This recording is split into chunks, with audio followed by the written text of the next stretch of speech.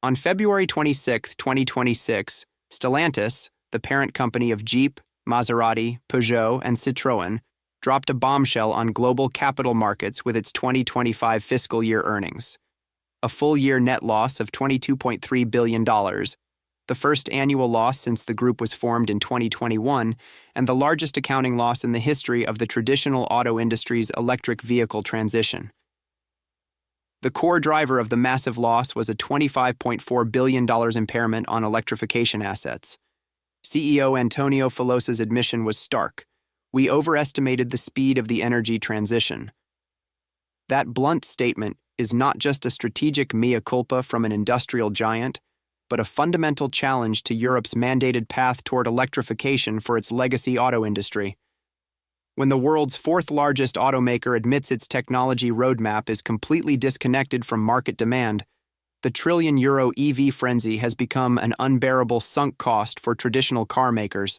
Stellantis' 2025 fiscal year numbers tell a story of cliff-edge collapse, transforming a former profit powerhouse into an accounting wreck, a net loss of $22.3 billion, a swing of over $27.8 billion from the $552 billion profit posted in 2024.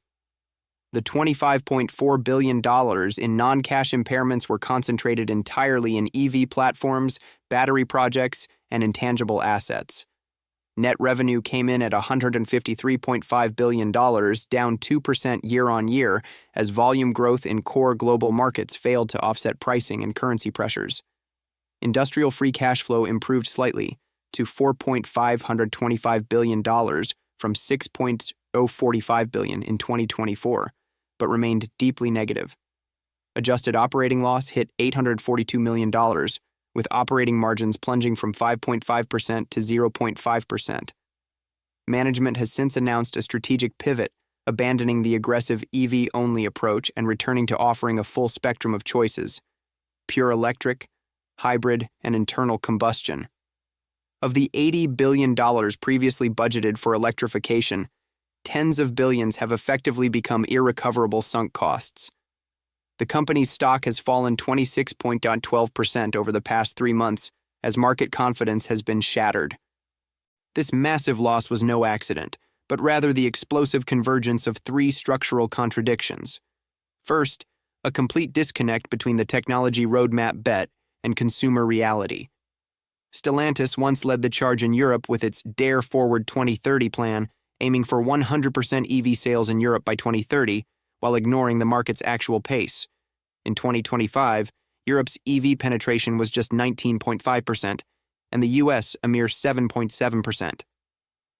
Consumer acceptance of electric pickups and SUVs has been extremely low. Conversely, demand for hybrids has exploded, becoming the sole pillar of sales and profits. Faced with dual barriers of technology and cost erected by Tesla and Chinese brands, Stellantis' STLA family EV platforms have failed to achieve scale while losing the pricing power of its traditional combustion vehicles. The $25.4 billion impairment is, at its core, the ultimate accounting reckoning for the flawed logic that policy-driven demand equals market-driven demand. Second, the American profit engine has stalled, and the North American cash cow is bleeding out. Over the past 3 years, Stellantis' profitability has been heavily reliant on its high-margin pickup and SUV business in North America, with the Ram and Jeep brands serving as stable profit pillars. In 2025, that engine ground to a halt. North American operating profit plunged from $8.2 billion to a loss of $941 million. The combination of reduced EV subsidies under the IRA and the whiplash of Trump's tariff policies has left its Canadian battery plant facing losses from day one. Orders for the Ram electric pickup have reached only a third of their target, leading to the project being shelved entirely and hundreds of millions in R&D spending written off. The North American collapse signals that the most solid profit foundation for legacy automakers is being undermined by their own aggressive EV transition. Its exit from the LG Energy Solution joint venture for the Canadian battery plant further underscores the intensifying challenges of the transition. Third, a critical lack of organizational agility and strategic responsiveness. Facing the twin waves of disruption, Tesla's software-defined vehicle model, and Chinese automakers' vertical integration to crush costs, Stellantis is trapped in the path dependency of a legacy giant. Its 14 brands span from ultra-luxury to entry-level, with resources spread thin. The amortized development costs for its EV models are too high to achieve breakout scale, and its converted ICE platforms are costly and offer a poor user experience, unable to compete with native EV architectures. Filosa's call to reset the business around the customer precisely exposes the underlying flaw of slow reaction, sluggish execution, and cumbersome transformation that plagues the company.